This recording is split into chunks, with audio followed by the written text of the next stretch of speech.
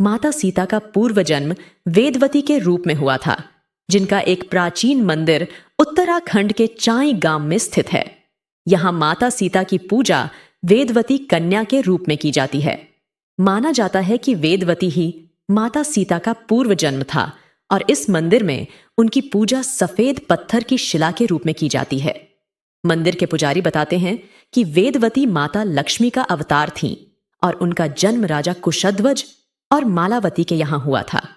उनको अपने जन्म के कुछ समय बाद ही वेदों का ज्ञान हो गया था, इसलिए उनका नाम वेदवती रखा गया। भगवान विष्णु की अनन्य भक्त वेदवती का अपने जीवन में भगवान विष्णु के प्रति प्रेम बढ़ता ही गया। जब उनकी आयु बढ़ी तो उनकी भक्ति भगवान विष्णु के प्रति और भी गहरी हो गई। वेदवती चाहती थीं कि उनका विवाह भगवान विष्णु के साथ हो। उन्होंने इसलिए हिमालय पर तपस्या शुरू की। एक दिन जब वेदवती ध्यान में लीन थीं, तब रावण लंकापति उनके सामने से गुजर रहे था। उनकी सुंदरता में मोहित होकर रावण ने वेदवती को अपने साथ ले जाने का प्रयास किया। वेदवती ने पवित्रता को भंग करने का प्रयास करते वाले रावण को एक शाप दिया, जिसमें कहा गया कि एक दिन उसकी मृत्यु का कारण वे ही होंगी।